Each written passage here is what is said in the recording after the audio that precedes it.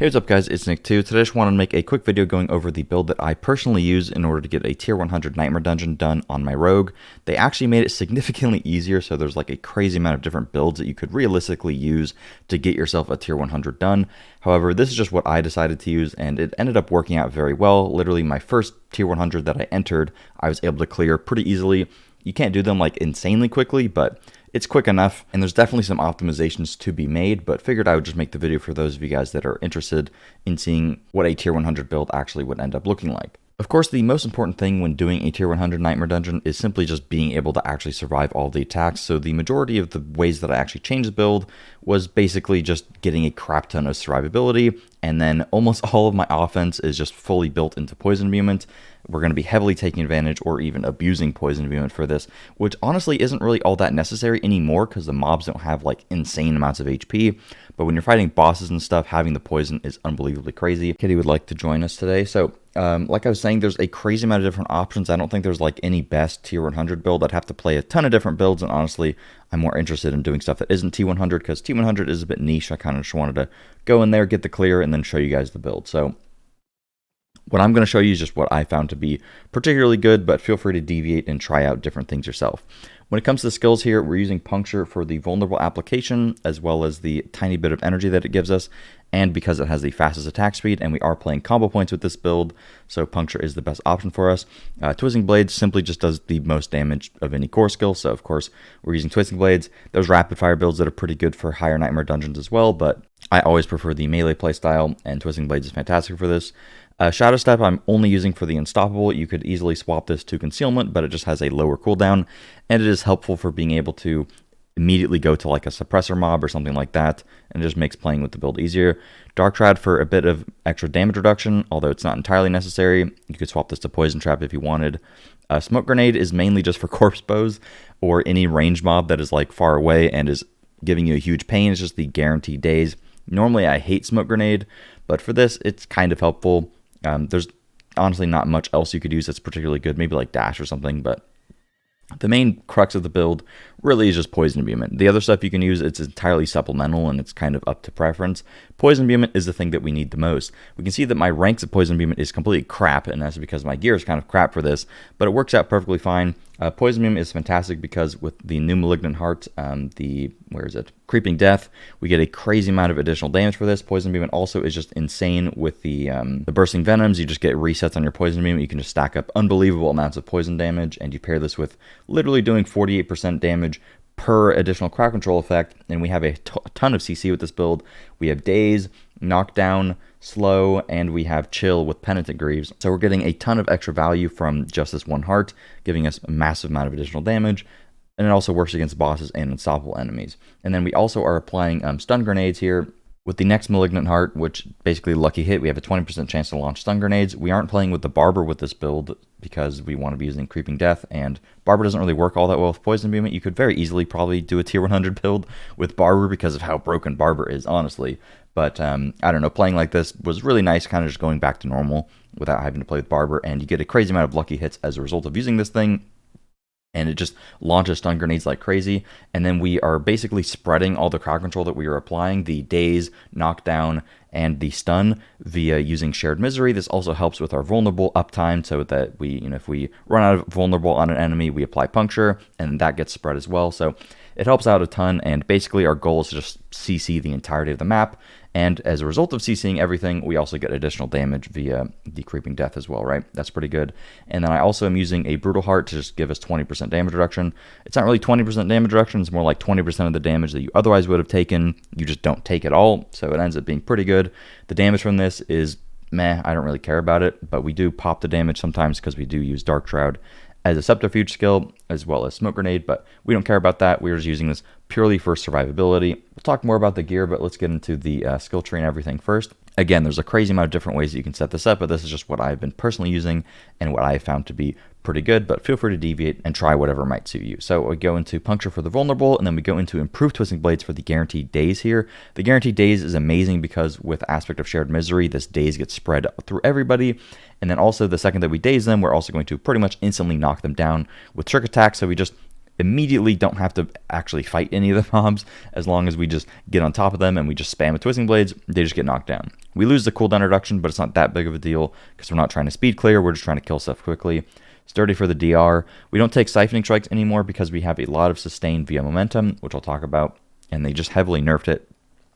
You could take it, but we are kind of strapped for points on this build, so I didn't grab it. Enhanced Shadow Step for crit chance, 3 points into Weapon Mastery for extra damage, and then of course the Concussive into the Trick Attacks. Concussive would actually be good for extra damage, but again, we don't have too many points. I probably could have just taken it out of Smoke Grenade if I wanted to, just for extra crit, but whatever. I went to Smoke Grenade, got the cooldown reduction here, and then I got Dark Shroud with the movement speed, and then Exploit for damage, Malice for damage, Poison Imbuement into Blended Poison Imbuement, and then I got 3 into Debilitating Toxin, so we just take less damage. You could argue this is not entirely necessary. You could also argue 1 point into Alchemical could be pretty good. Again, there's a lot of different ways to set it up. 3 into Precision, and then I have 3 into Frigid Finesse because we are using Penitent Greaves. Unfortunately, my Amulet is still Frigid Finesse, which is not ideal for this setup, but is what it is. 3 into Innervation for the energy, and then some points into Haste for the movement speed, as well as the energy and the attack speed. And then I have Momentum for the damage reduction, and Momentum is fantastic.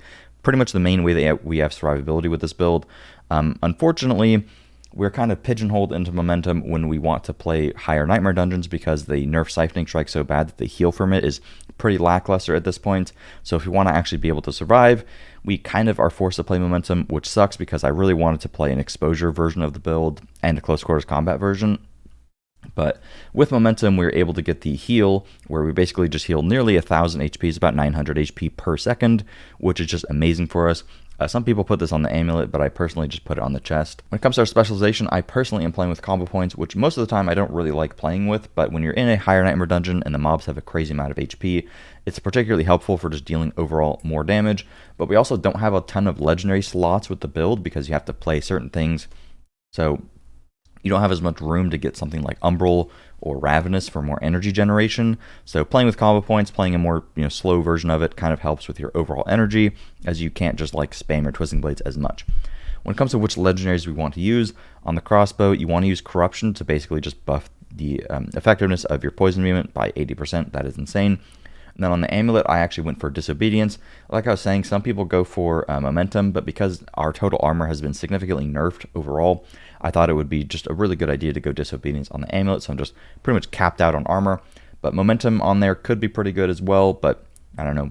It makes the healing go up to like 1,300 a second or so versus like 900, so it is certainly nice, but I don't really think that it's entirely necessary, and I just like having the extra armor there. And then on the rings, you want Bursting Venoms as well as Accelerating. Accelerating is very good for just additional attack speed. And then I have Blade Dancers. Also, any of these could be pretty interchangeable with each other, right? Then I have Blade Dancers, because of course we need that. And then Ashiar's Conjure, I'm only using for the attack speed, which you could actually make the argument that it is not entirely necessary.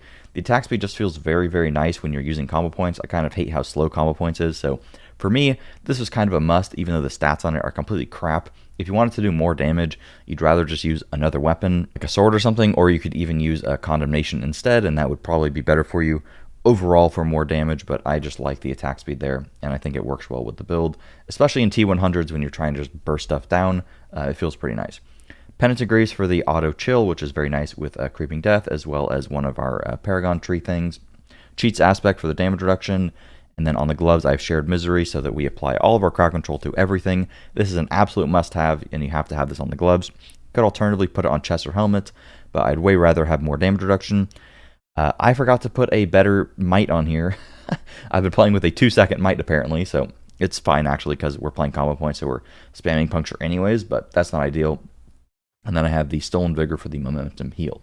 When it comes to stats on the gear, a lot of my gear is completely crap for this build, but it ended up working out nonetheless. So on the helmet, you want armor, max HP, and ranks 2 poison imbuement. And then outside of that, cooldown reduction is okay, but it doesn't really matter all that much. It's nice for poison imbuement resets every once in a while, but we're trying to get poison imbuement resets with our bursting venom, so relying on cooldown reduction isn't really what we're going for. On the chest, you want pretty much this roll, but higher rolls in this. Max HP, armor, damage reduction from enemies that are poisoned, damage reduction from close enemies, or alternatively, you could swap the max HP to damage reduction from distant enemies as well. Is overall pretty decent, or just straight up DR. Just make sure to get, all defensive stuff there. On the gloves, you want ranks of Twisting Blades, crit chance, attack speed, crit damage with imbued skills. There really isn't any different way to set this up. That is what you want on the gloves. Lucky hit chance is okay, I suppose, for more consistency with bursting venoms, but you shouldn't really need it. On the pants, again, damage reduction from close, damage reduction from enemies that are poisoned, DR from distant, overall DR, or just armor max HP is very good. Pennant and Greaves, obviously, try to get a max movement speed roll. Crowd control duration is pretty good on this as well, particularly for Nightmare Dungeons as well, because we want the stun and the daze and stuff to last longer, but not a big deal.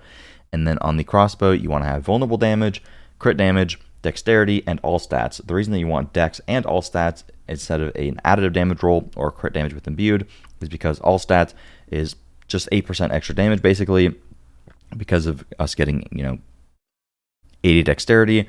It also gives us crit chance, and it also helps us reach breakpoints within our Paragon board, such as damage to close and damage to elites. Typically, I play Havoc here, but I don't really have room for it right now, so we're not reaching that, but it's still worth it overall in the end. But if you can't get in all stats, core skill damage or just crit damage with imbued is still good as well. On the weapon, on the sword, you want vulnerable damage, dexterity, crit damage with imbued, or core skill damage. And then again, I'm using Ashiara's, but this could be condemnation or it could just be another sword. And then on the rings, you want crit chance. Unfortunately, my rings absolutely suck balls. You want crit chance, vulnerable damage, crit damage, and then you get max HP for survivability, or you get crit damage with imbued skills. When it comes to the amulet, there's a crazy amount of stuff that you can get on here. When it comes to damage, the most important things would be getting ranks to imbuement skills, and then you could also get ranks to a certain passive. Frigid Finesse is okay, but it's not ideal. Getting something like Alice or Weapon Mastery is overall going to be a little bit better, but Weapon Mastery is kind of bad if you're using like double daggers, so I don't know, Frigid Finesse is perfectly fine, but you can get ranks to Poison Imbuement, which is just going to be massive value for you there. Getting damage reduction on this is super good, though. I have a very low roll of damage reduction to close, unfortunately, and I also have a decent roll of armor. You can also get just straight up damage reduction while injured, ton of survivability stuff. I also have movement speed here. What is actually best in slot is kind of hard to determine. Oh, there's also Deadly Venom as well, I forgot to mention, which I don't even have points in right now, just because you're so strapped for points in the build. Honestly, I would just focus on getting like some DR and movement speed, and if you can get some damage, go for it, but it really isn't all that necessary with the build. When it comes to the Paragon board, this will be posted over on the website, so feel free to check that out. Basically, I just went to get as much survivability as possible, and I'll quickly go over the glyphs. So I have Closer for the damage reduction mainly, and a bit of additive damage, but honestly, it's kind of a crap glyph, but we need a dexterity glyph in the first board, I think, so that's perfectly fine. In the second board, I have Combat, which is insane, just giving us a bunch of crit damage, and I went Exploit Weakness for the extra damage for vulnerable enemies, and also vulnerable damage, and you can get a lot of DR from vulnerable, which is really, really strong there. If you don't feel like you need survivability, you could take the DR from Vuln out and go into Hunter Killer. It's pretty nice. And then this board, I got DR from Elites, Cheap Shot, which is insane because we're pretty much have full value on this all the time, 25% multi, and then a whole bunch of damage crowd controlled, and then I have control for a massive amount of additional damage to crowd controlled enemies, which they are all the time because of how we're playing with the build. And I just maxed that out, got a bit of damage crowd controlled, and even more damage here, but also I like this for the additional armor. DR from Close in the Tricks of the Trade board, and this also just gives us 25% extra damage almost all the time, which is really good. And then I also just grabbed some damage to elites, and I maxed out Bane here. Bane is good for just additional damage to poisoning enemies, and the poisoning damage effects have a 10% chance to deal double their damage over the duration. So this is how you can stack a crazy amount of poison damage. I'm not using Tracker. A lot of people like to use Tracker, but when you're trying to do like a tier 100 dungeon and the mobs don't have a crazy amount of HP, I don't really think that it's necessary to have it last longer. You're trying to just kill the mob quickly, and I don't even think Bane is entirely necessary, but it's really good for bosses. And if you're attacking very, very quickly, you can get it to stack up like crazy. So I wouldn't really play without Bane, but Tracker I don't think is all that necessary. You could make an argument to put in Tracker somewhere instead of the glyphs that I'm using, but I think it's fine. And then I have Exploit here. Exploit is absolutely mandatory to apply Vulnerable, as well as the Vulnerable damage. And I have this in, what board is this? The Cunning Stratagem board. Get some core skill damage, but that's kind of irrelevant. I just like the additional armor that is up here. You can get, what is this, like 250 armor? That is pretty good. Alright, now I'll just show you guys some gameplay. I'd highly recommend getting an Iron Barb Elixir if you plan to do some T100s. I didn't have any, unfortunately, but the amount of armor that you get from this is insane. You can actually get ones that give you 900 armor, so the amount of survivability that you get from that is actually crazy, and you'll notice it a massive amount. Alternatively, you could get like crit chance or attack speed. I'll probably just craft this attack speed one just for the gameplay, but yeah, I highly recommend getting Iron Barb for the survivability. So I only have one T100 on me, which is this Nostrava. It's poison damage, which is cool, but unfortunately it is suppressor, so that might be really annoying. I don't have many other T100s. I may have to craft one if this one doesn't work out. I haven't done too many T100 dungeons with the build, but figured, you guys probably want to see a full run, right? So here we go. I'm not going to give too much commentary because I need to focus a little bit because, it is a little bit difficult. When it comes to actually playing with the build, though, you just save the smoke grenade for on pull, or if there's mobs that are far away. I think there's a lot of corpse bows in here, so that is going to be fun. I'm probably just dead to corpse bows, to be honest with you. I may shadow step them, but I also usually save the shadow step for if I get crowd controlled. I just use dark shroud whenever I feel like it. It's like a little bit of damage reduction, doesn't really matter all that much. Otherwise, I kind of just spam puncture, and I just spam twisting blades, and I just spam poison movement. It's pretty easy to play setup. Mainly, you just need to worry about dodging and blah blah blah blah. So I'm just going to try to play pretty safe here, but honestly, when you walk in, everything kind of just gets crowd controlled, so you don't really have to play crazy safe. Also, I don't have like, oh my god, there's a corpse bow. Where is it? Then the corpse bow. And then unfortunately, this is also suppressor, so that'll be really, really fun dealing with suppressor as well as dealing with corpse bows. But as you can see, I mean, you can go in there and kind of just spam buttons and stuff dies. And I think I actually tanked the corpse bow. Sometimes vulnerable wears off if you don't kill stuff quickly. And like, there's better builds to kill stuff quickly in here, but honestly, this works perfectly fine. So that's what I'm using. Make sure to just use your puncture on pull, and the goal is to kind of just move around. I'm like not paying attention because I'm trying to teach you guys how to use the build, but honestly, it doesn't matter.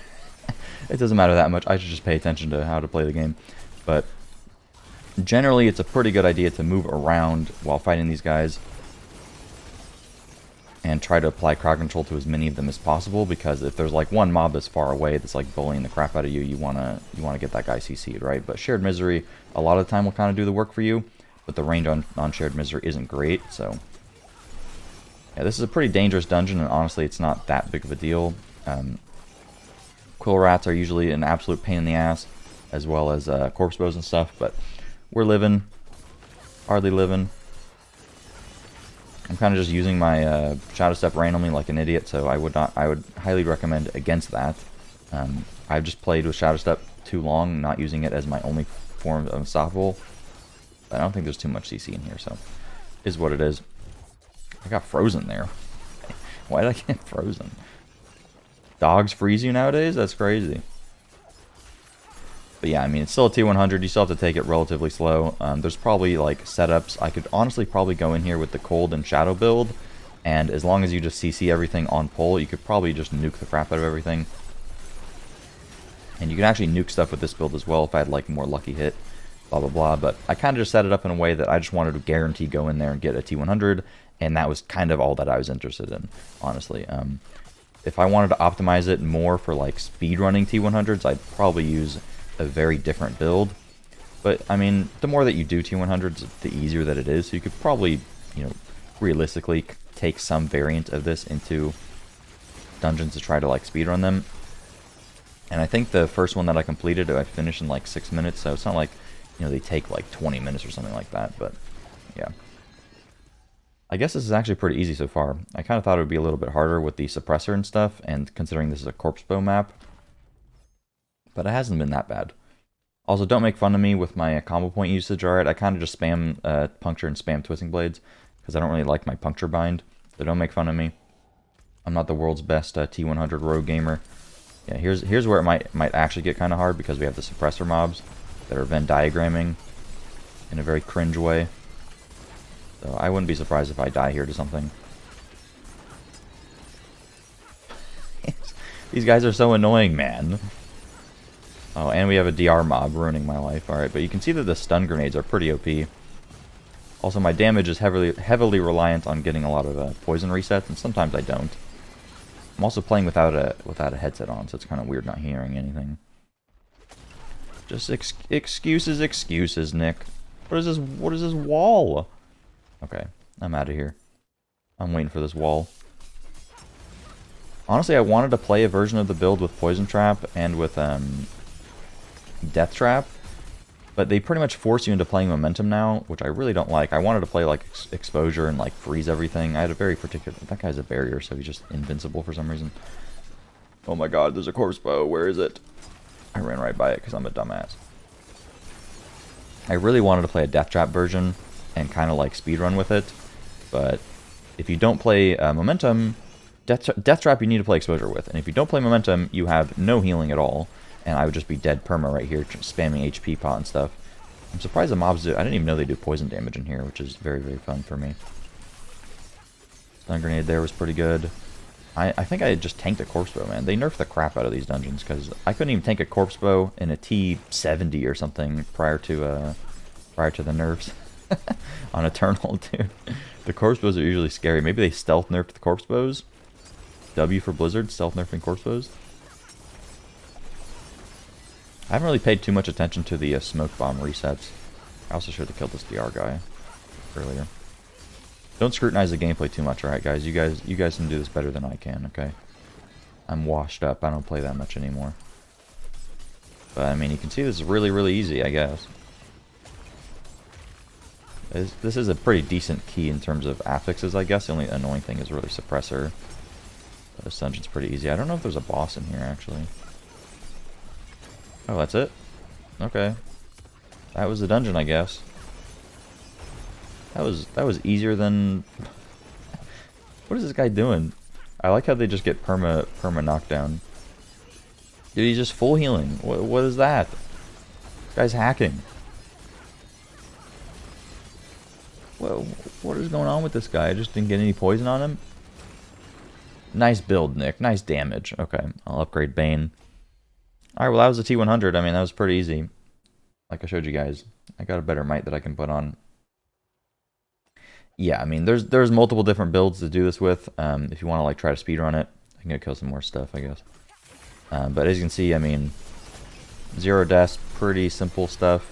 If you just take it slow, it's really, really easy. And I'm an idiot, and I don't really play with the build that well. I'm kind of just going in here and just spamming buttons. This guy is literally invincible.